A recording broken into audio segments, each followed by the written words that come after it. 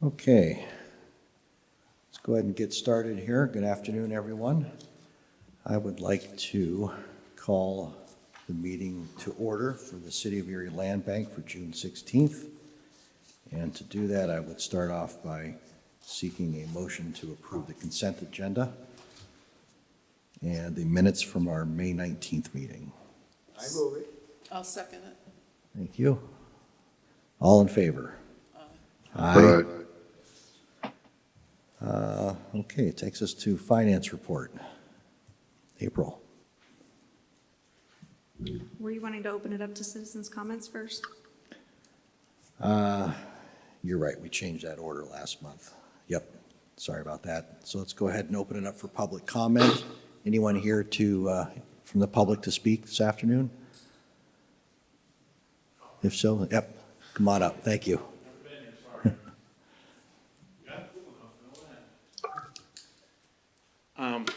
I bought the property at 1021 German. I'm in the process of rehabbing that. I've had it by code, everything rewired, drywall, all that stuff. 1017 German caught on fire through some homeless people or whatever, and I found out it was going to be demoed. So I put a bid in, and I don't know what else you need as far as that, but what I'd like to do is, whatever the rules are, if I can put grass or if I can put a garage, I'd like to. And then that's it, I guess. I don't know what else you need. So you are one of the proposals in the agenda today? Oh, yes, sir. Okay, what was your name? Patrick Laughlin. Okay, we'll go over those one by one here, and if we have any questions, we'll reach out to you then. Yeah, thank you. That was easy. Yeah, thank you. Any other citizens to be heard? No one online? Hearing none, we will move forward and close that. And now we'll move on to the finance report. April? Thank you. Okay, so first you have the balance sheet. It shows in our checking as of the end of May was $103,270.22. Properties held for sale are still $42,504, bringing total assets to $158,375.14. On the profit and loss, it is showing a negative net income of $7,197.94. We were waiting for April and May's reimbursements at the same time, which totaled just under $87,000, which $50,000 of that was earmarked to be reimbursed to RACE. We did receive that in the beginning of June. And then after that, you have the check detail report, which is all the checks that were dispersed for May. And then the page after that is the budget versus actuals.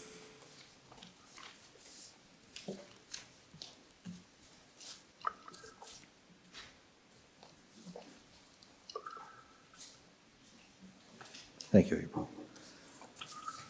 Any questions on financials as they're presented? Mine is just a comment. It looks like we're tracking year to date pretty much along where we should be, plus or minus, so that's good. So April and May are still out there. We just received, yes, April and May reimbursements. Okay. Then we have to reimburse the redevelopment authority for their portion of it. But yeah, we still are tracking pretty close to where we should be right now for about mid-year. Okay, thank you. Okay, if there are no questions on the finance report, I would ask for a motion to approve the report as presented. Someone? Second. All in favor? Aye. Okay, let's go ahead and move on to solicitor's report. Are you going to cover that, Aaron?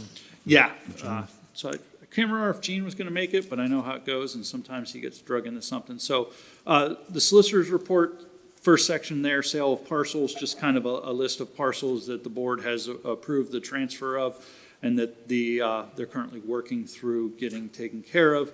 The issue there on East 22nd Street did have some communication with the individual who is residing within the property, indicating that they would be out by June 15th, but Gene has moved forward with filing the proper paperwork and serving the property and anybody and identifying all occupants as those related to that action.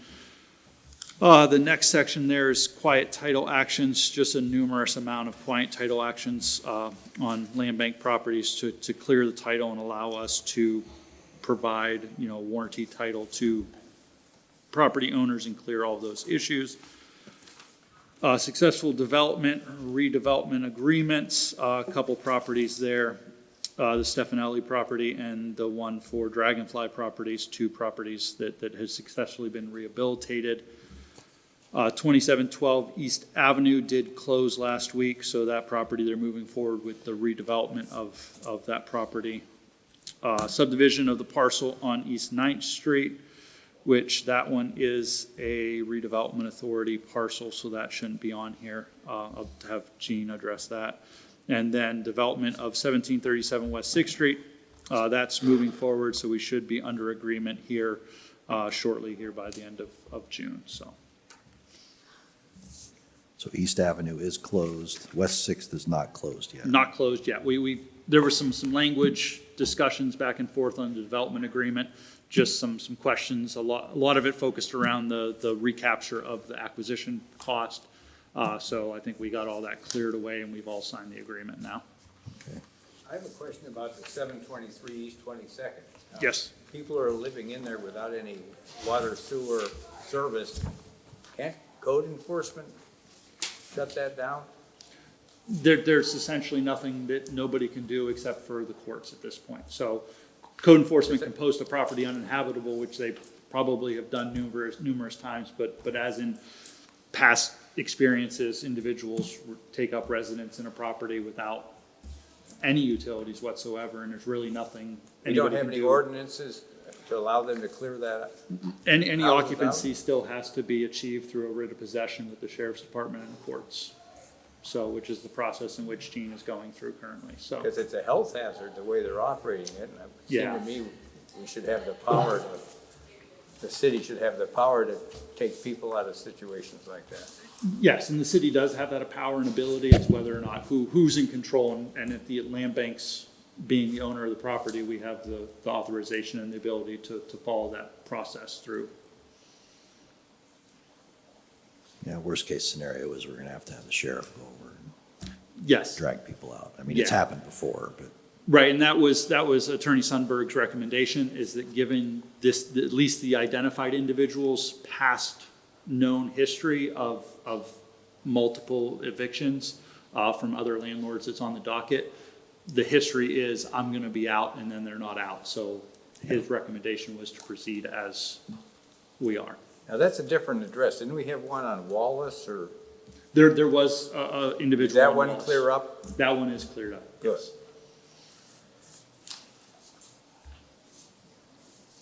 okay. Any questions on solicitor's update? And I did have an executive director, just something that was added. It's in the back of the packet. I just printed out the 2025 Fair Awards for land banks and redevelopment authorities across the state of Pennsylvania, just for the board to have. I know I sent you guys an email last Thursday when we were awarded, but just for record, the land bank was awarded affordable housing creation grant of $2,000 and a structure demolition and site restoration award of $100,000. Yeah, it's terrific. And a question on those, Harv, and congratulations. Hopefully there's some administrative dollars that could, for both land bank and or redevelopment authority. Yeah. And built into the budgets. Yeah, and I will say for anybody who did go through the summaries on the fair grants, keep in mind that you're allowed to apply for up to $500,000 and $750,000. So numbers identified in those narratives were narratives created for our ask, which was always the maximum we were allowed. So the $200,000 we asked for $750,000, and for the $100,000 site demolition we asked for $500,000. So if it says we were going to demolish 50 structures, that was based off of a $500,000 ask, not $100,000. So those numbers will be modified as we enter agreements.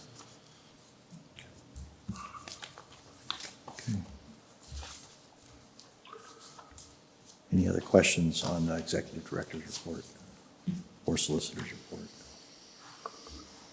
And I'll just echo what Chuck said. Congratulations on that. Terrific to be able to keep things moving along, so. Thank you. Hearing none, we will move to unfinished business and new business. And we have developer proposal for 320 Plum Street. Kyle, did you have the spreadsheet? Oh, shoot. Can you go print it off? Okay. So Cynthia has one copy of all the proposals, and so in the essence of saving paper, we didn't want to print out all the proposals for everybody. If you want to hand it up to, all right, I can read it and go if you want to go get a couple more copies. So 320 Plum Street, we had two proposals. So Kyle will get the copies for you so you have what I'm looking at. But one from an Alan Berjarski and one from Blue Bone LTD. And so the proposal, the Alan Berjarski, is ANC Investments. And so as we do with all of these, we do our due diligence on the properties that they identified as owned under their entities across the city of Erie. We did, under Alan's proposal, or ANC Investments, identify some properties that weren't rental registered. We had them reach out to rental registration. They, as of Friday, submitted the payments and revisions to the rental registration to bring all of those up to speed. But we looked into them. So you have two proposals from ANC is $35,000 with an increase up to $51,000. They did disclose it. They provided bank statements. They provided details, a development timeline of 30 to 45 days. Blue Bone, same background check. Everything seemed to check out. Proposed purchase price of $15,000, no increase. A flat $15,000 is the max they're willing to pay for it.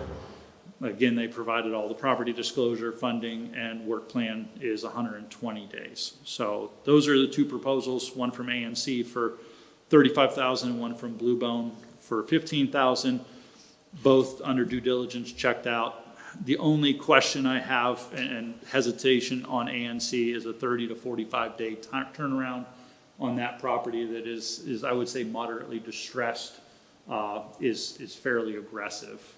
So, but their offer is more than double the second offer on that property, so. Have you worked with them before? ANC, we have, I believe, done some landlord lead hazard control projects with them in the past, but I think that was several years ago. It's been some time. So I had a conversation with Emily and Alan last Thursday as we were trying to prepare this for the board, trying to get those issues cleared up. So, Thank you, sir. yeah. Is it feasible, though, if they go in and really focus, that they could turn that around in a month? If I mean, yeah, that does seem really aggressive. they could. I mean, granted, we're going to have a good 30 to 45 days between approval and closing for them to start to mobilize and be prepared to do it. So, I mean, if they did want to hit the ground running the day after closing, I mean, it would be possible if they had everything lined up to get it done. I mean, there is a substantial amount of wall deterioration and fixture replacement and utility and infrastructure that's going to have to be improved. So, But you're comfortable with the bank statement, that he's got the means to? yeah, with their portfolio of properties, they certainly have the means and access to capital to make the project happen. And with the revisions to our development agreement, I believe we have the teeth and that needed to make sure that the follow-through is completed. Okay. And he's now completely caught up on rental registration. Yes, I mean, the registrations are in, fees are paid, inspections will follow, but they are up to date and everything, and have a willingness according to the rental registration office to make sure that they're in compliance across the board. Okay, we'll open it up for discussion on this one.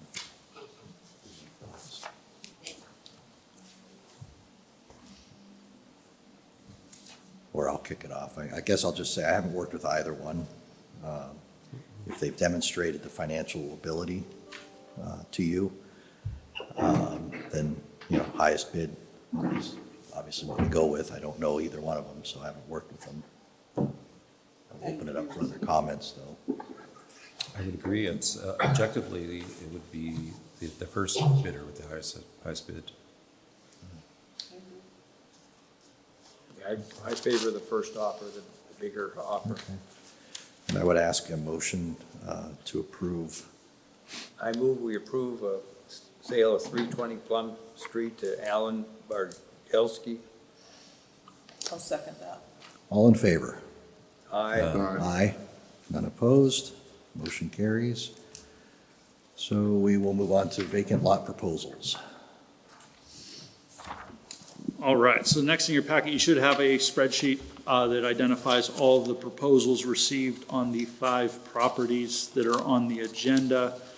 520 East 5th Street, 715 West 4th Street, both only have 1 proposal on them. Kyle has looked into all of them and agrees that they're good to move forward. The one on 505 East 22nd Street received 2 proposals, both, and this is where we they're both adjoining property owners, one on either side of the property, with $500 offer, with different escalation clauses. Again, everything else checks out there. 1017 German, 2 proposals, both from adjacent property owners, one from the church and one from Mr. Laughlin. 500, 1500 with escalation on the Laughlin side. And then 443 East 16th Street, which is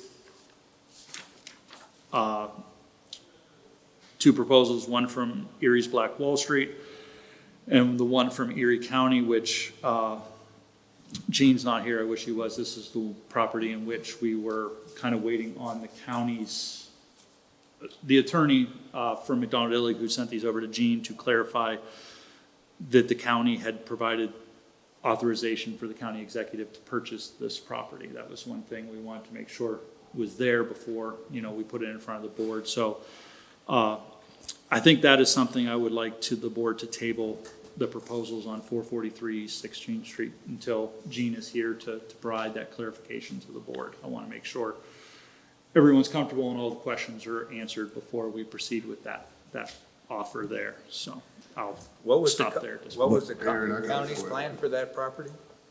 The county's plan for 443 East 16th Street was the development of tiny homeless, supportive housing community on that block adjacent to the prison. So, I got a question. Oh, go ahead, Paul. Is that why they have those little houses that are sitting on that lot there off of 16th and Parade? That's, I believe, what those are intended for, is on those lots. Okay, thank you. So I'm just going to I'm sorry. No, I was gonna comment. clarifying question. Is that permitted by zoning as it currently states? So this may help answer your question. There are still some concerns we're working through with zoning and code, so I'm not ready to approve this at all. So I think the question to us now is, do we make the other party wait? What is their proposal, Chris? I'm not ready to approve the county's request. No, I mean, the other proposal we have. What I was don't their know intent? what's Erie's Black Wall So Street's Erie's plan. Black Wall Street, and then I apologize, didn't make it in the agenda. They had provided they want to use it as a garden. So Erie's Black Wall Street has a concerted effort to focus on the 1600 block of Parade Street. They've already purchased a building in the middle of the block on the west side of the road there in the 1600 block of Parade. But they wanted to put in a community garden in that area. Knowing that this was, there was 2 proposals, would put it forward, but, certainly it's a garden, as we did with East Side Grassroots Coalition. I told Kyra Friday, I think it was Friday when Kyle and I spoke with her, that, gardens aren't necessarily our favorite thing to do. It's something that we know we had a lot of in the past that didn't quite succeed. And it was something the board was hesitant on, but it was something that I could put forth that we really wanted to see development over anything. So it's not It's not a development, it's more of a community garden. And so it's something that, again, if the board wanted to table this property, I could have Kyra or another rep from Erie's Black Wall Street come in and speak on that behalf. The other question I would have too is if it goes to the county, it's obviously off the tax rolls. If it goes to Erie's Black Wall Street, does it remain on the tax rolls? It would be, it's a small amount because it's a lot. Yeah. But it's another thing for us to But you consider. also have to look at the intent and purpose. One is for providing shelter for homeless, and the other is, as Aaron said, we have enough community gardens on the east side. We don't have enough suitable housing. And let me jump in. So some years ago, I was looking at that whole neighborhood. So it's 16th Street, Sunbury Court, and then 17th Street. There's essentially 3 blocks. It's a very interesting residential neighborhood. So with some resource, it'd be interesting to, and this is maybe not consistent with these 2 proposals, but to look at the neighborhood, provide some resources for the balance of the neighborhood. You could fix a couple, 3 blocks and make it look really nice and safe with maybe some other resources then. So maybe we look at it as a little larger project and invite developers then to, and I know I'm complicating things, but I keep trying to raise the bar as we all try to, and that might be a nice project to look at. So I would encourage members to take a drive by the neighborhood and, drive by 16th Street and then Sunbury Court and then 17th Street and take a look. But it struck me as being a neighborhood that without a lot of resource could really come back. And Paul probably knows That south side in particular was, when I was a kid, that was a very, very nice block. Chair, I know I'm just a guest here, as a liaison, but I would encourage, I guess, echo your sentiment to table this and have Erie Black Wall Street come in and maybe the opportunity to expand on their bigger vision, because I do think it is bigger than maybe what's articulated here with a plan. And I agree with you, Paul. I mean, if we can help house homeless, we obviously want to do that, but there's just some ongoing questions and concerns with these that we can't move this forward right now. So I agree. I think we ought to table it. I would ask a motion. So what I'd like to do is what we normally do, Aaron, is one at a time instead of in a group. So we'll start with the last property, 443 16th. I ask that I ask a motion to table both requests. I'll make that motion. I'll second it. All in favor? Aye. Aye. None opposed? So can we go back to 520 East Fifth and work our way down one at a time, Aaron? Yes. Absolutely. So for 520 East Fifth, I don't think there's a whole lot there was only one bid. It's pretty straightforward. She Yeah. checked out in every other way, right? Yes, yeah. The mother lives next door, so it would be my request to the board would be a motion to agree for the proposal as long as it is combined with the mother's parcel. Yeah, You know, as long as that's- it's combined with that house. Yes. Okay. I'm okay with that. Any other questions or comments? Can I get a motion then to approve Ms. Soto's bid for 520 East Fifth? I'll move it. I'll second it. All in favor?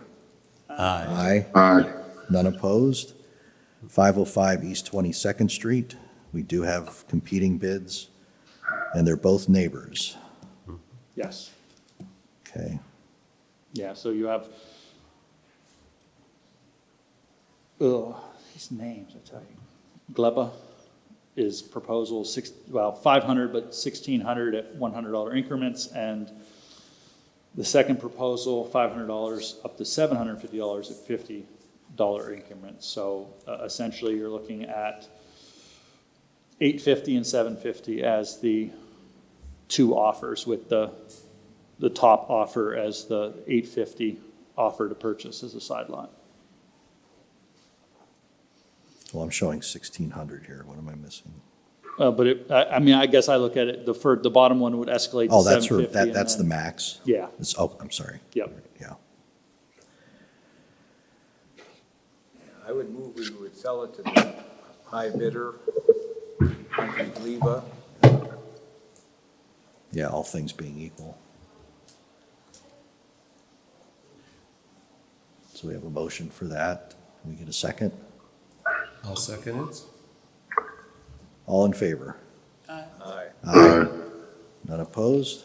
Motion And carried. just a comment on when I see parking lots, and particularly, if I remember correctly, in the city of Erie, if you have 4 or more spots, that requires stormwater management. So I think buyers should need to know what could potentially be expected from them going forward then. Because I think is it 4 or more? I Four or could be more on a single lot. on a single lot. So it's if they hard are service, combined, yeah. stormwater management, and so on. If they are combined, that could be an issue. Correct. Yep. So somehow that gets communicated to the buyer so that they don't come up surprised. Yep. Good point. Thank you. Okay, 715 West 4th. Yeah, Housing Authority owns a lot next door. Okay. So they'll just combine it with their parcel. Okay. I motion we accept their proposal. I'll second it. All in favor?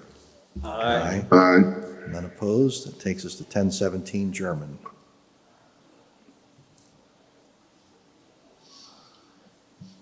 All right, so yeah, 1017 German, you have the Community Missionary Baptist Church, 1001 German Street, with an offer of $500 to use it as a side lot. They're currently right next door. And then we have Patrick Laughlin, adjacent to property at 1021 German Street, offer of $1,500, again, side lot to a adjoining property, so. And is this a vacant parcel, or is this because we toured a house a couple years ago, I'm not remembering. So yes, this was 1017 German. This was the large 4-family, I believe, or Okay. 3-family dwelling that we toured. We looked to rehabilitate, and then unfortunately last year, some vagrants caught the outside on fire, which completely torched the back of it. I see. The front sustained major smoke damage, which would have just completely blew the project out of budget. So it's now demolition. So it's been demolished, or will It's be? in the it's scheduled for demolition currently, so. Okay. So the fire did cause damage to the adjoining property at 1021 German. I don't believe you were the owner of it at that time. No, I bought it, and I didn't want to start new siding and stuff till I did a few phones, so I started on the inside. So is this next to the church? It is. So the church sits on the corner of 10th and German. There's a parking lot behind it, which is immediately adjacent to 1017 German. So you have 2 proposals. The church would use it as an addition to their currently owned parcel, or Mr. Laughlin would use it as a combination of his parcel.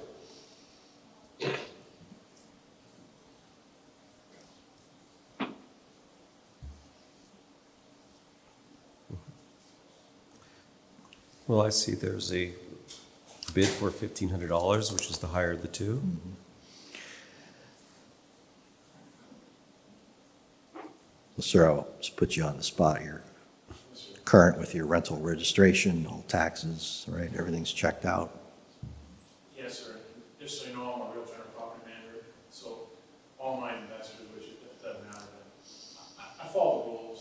I'm not looking for any problems or. No, and you can appreciate what we ask, right? Yeah, no, Yeah. I get it, I live here. Okay, yep. So, yeah, I'm sure they checked me out, I told them to. Yeah. Well, I agree. Chuck, it's the higher bid, plus it would be, remain taxable, tax roll, so. Any other questions or comments?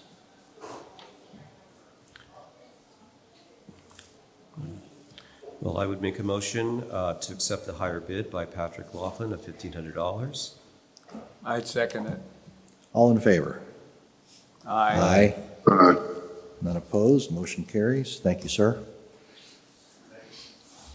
Can I ask, so, do I pay now, or how does this work? I've never done this. No, now that the board approves it, we'll put together a sales agreement and we'll send it to you, get your signature, and you'll get a deposit, and we'll get it down to Attorney Sundberg, who will proceed with it at that point. You're good? Yes. Good luck. Okay, and we're holding off on 16th Street, so, Yes. okay. Very good. It takes us to number 3, management policy review and approval. All right, so as part of the 2024 fiscal year audit, there was some things that were identified by the auditing firm, Mayor Dussel, that as the land bank should adopt policies that we don't have already on the books and approve. And it was kind of one of those unique situations with the management agreement with the redevelopment authority.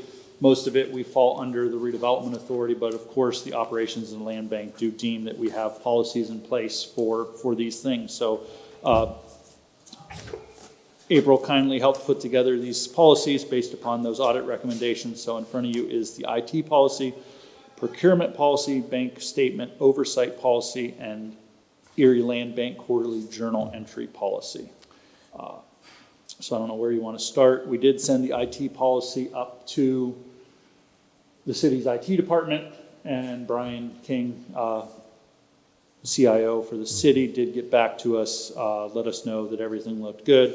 I think there was one thing as far as multi-factor authentication or something like that he says, some of the operations don't have that, but certainly we do have some protections in there as far as that policy. Sum that up pretty well. Okay. And just to clarify, because sometimes things fall out of my head, the land bank does not have employees. The employees are under a management contract with the redevelopment authority of the city of Erie. That is correct. So the policy in terms of employees utilization, these are really redevelopment authority employees that are covered. Just want to clarify that because it shows up under the, I think the next two, there's probably more specific, talking about employees. And the second thing is, would board members ever need to be covered under these policies? Would a board member ever have access or touch the city's IT through Dropbox and/or, I don't know. And do we cover board members as much? And I think the answer is yes, but I'm not sure.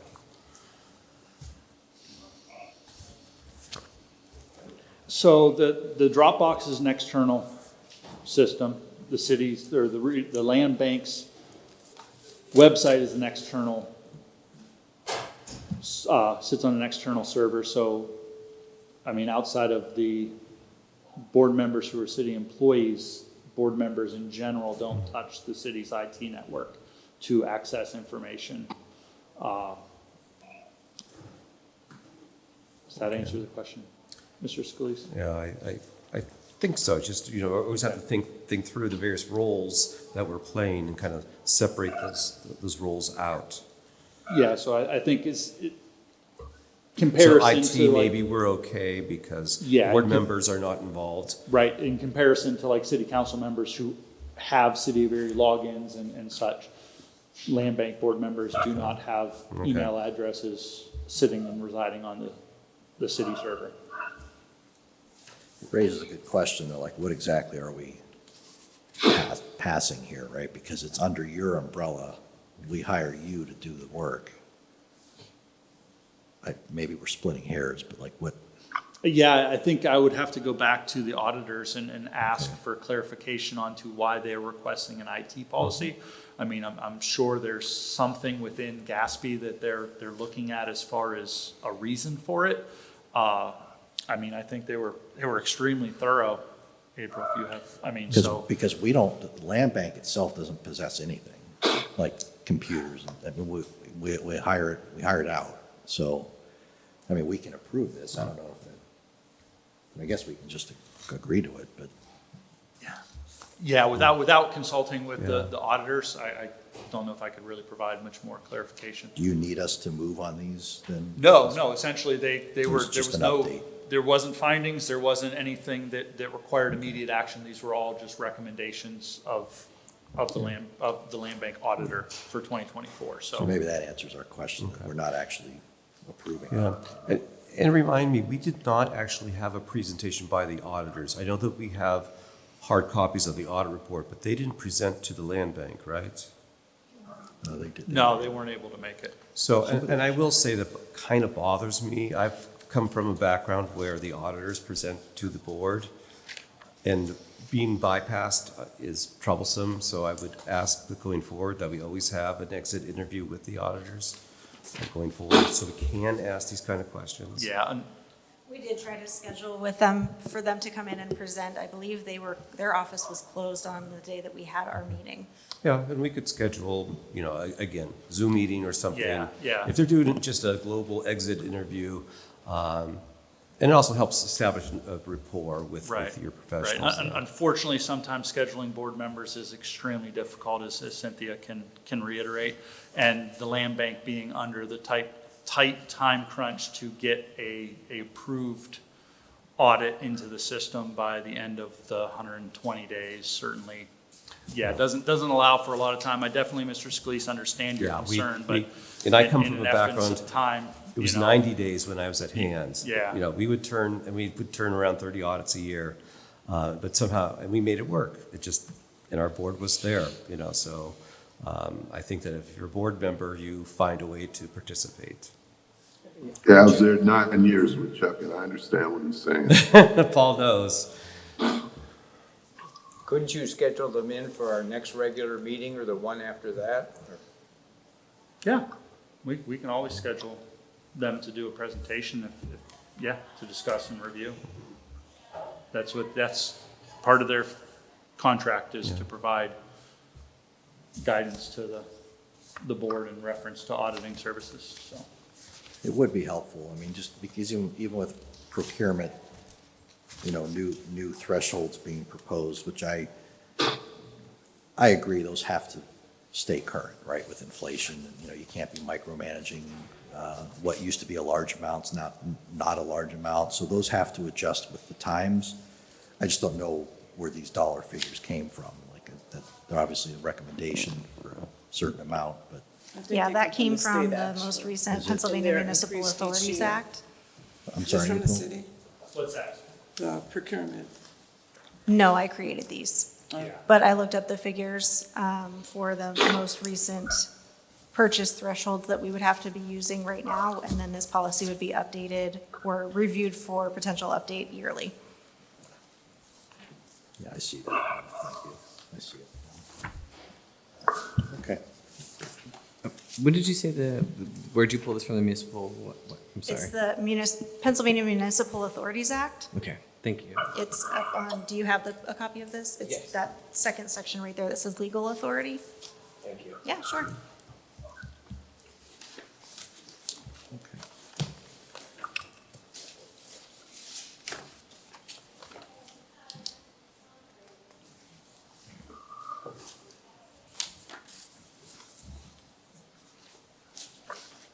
Do you have any questions on any of these policy recommendations? I think what we can do is take them back with us and read up on it a little bit more. If we do have questions, we can always bring them next month. Yeah, we'll request and schedule with the auditors to provide kind of an overview of their Yeah. findings. I look at it as an opportunity to learn on someone else's dime, because we paid them X, so let's learn as much as we can. Okay. Yes, have they seen these policies? I mean, some of these are financial controls. No, those were not necessarily to be reviewed and approved by the auditors. They had just given us guidance that they wanted these policies in place. So then we created these internally to present to the board for your review and approval. Okay. Okay, thank you. All right. Then let's go ahead and move on then to number 4, development proposal for 221 Locust Street.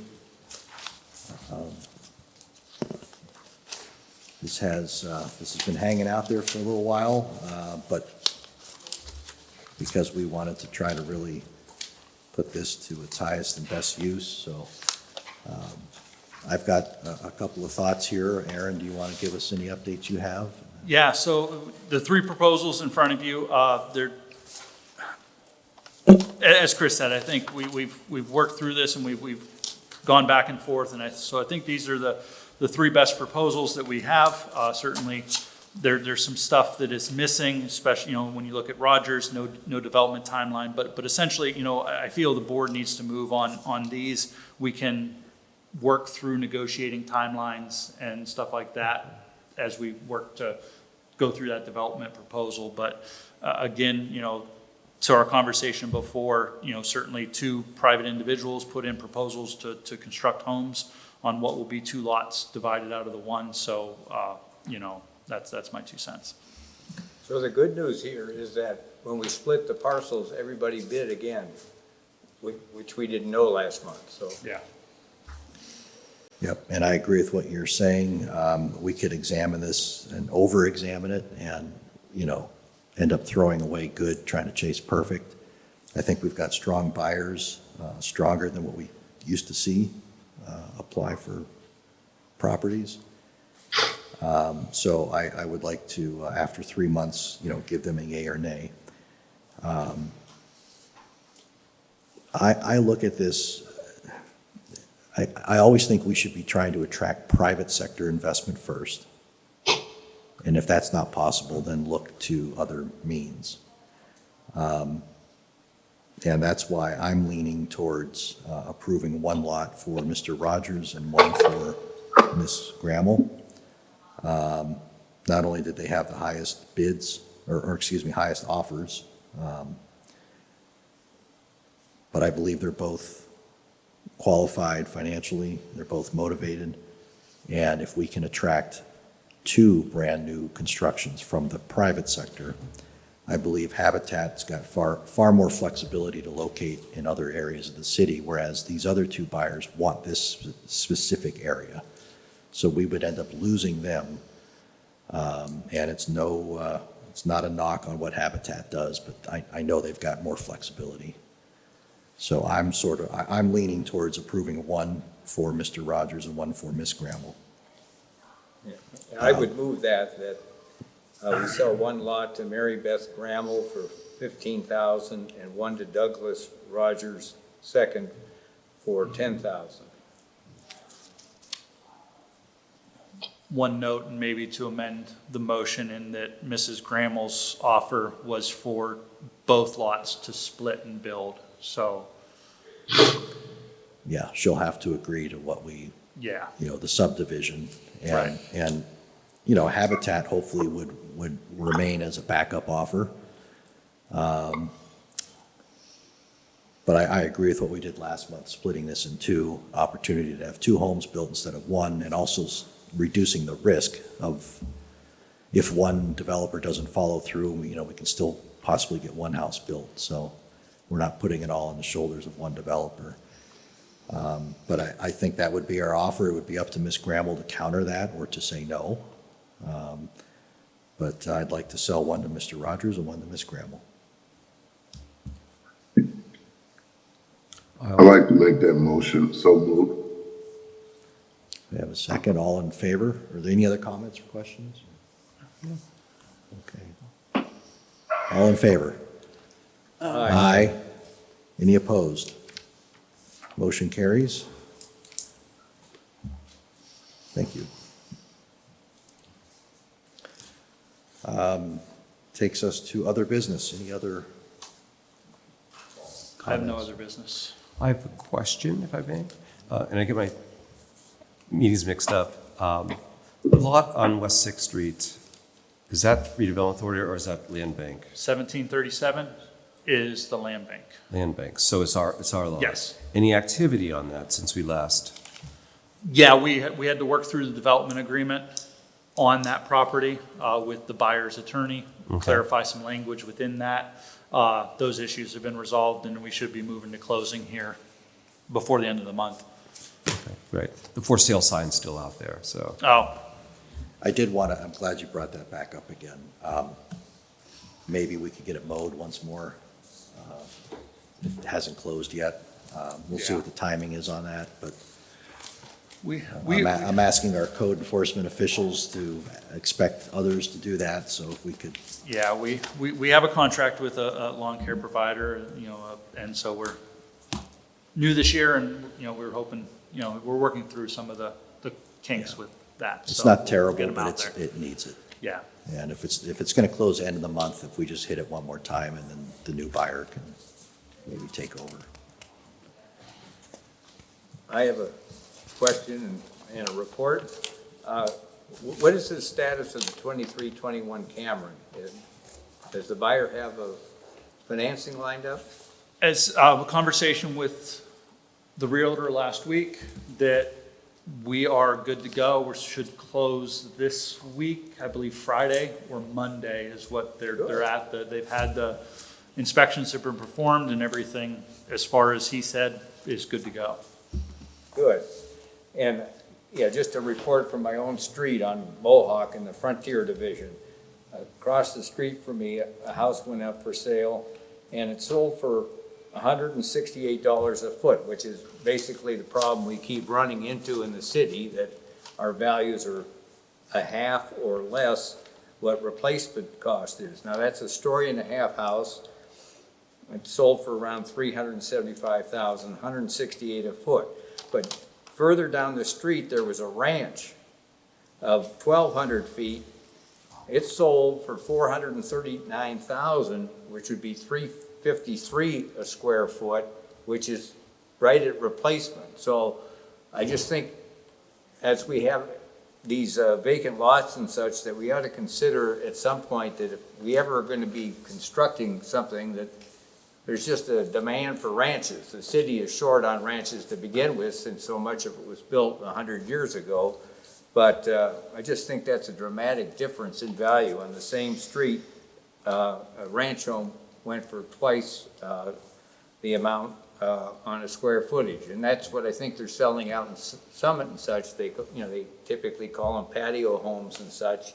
There's just a lot of demand for people my age to have single floor living, and it's nice to see this sale, which hopefully helps to support our contractor at 6th in Vermont, who is looking to sell for a similar price. So I thought that was good news.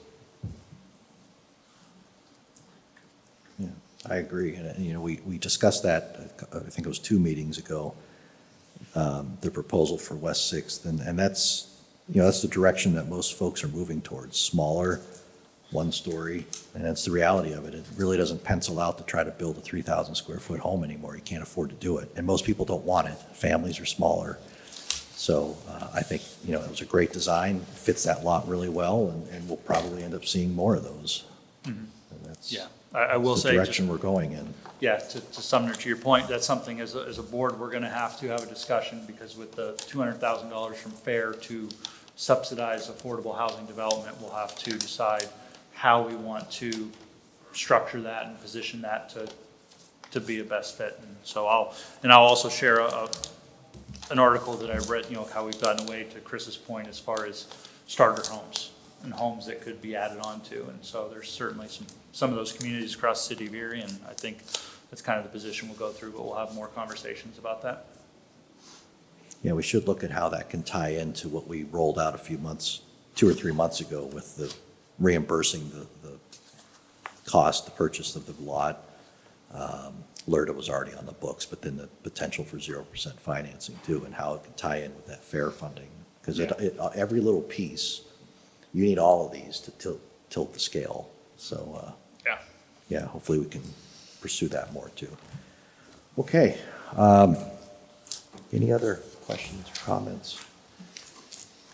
Hearing none, I believe we are able to adjourn. Thank you, everyone.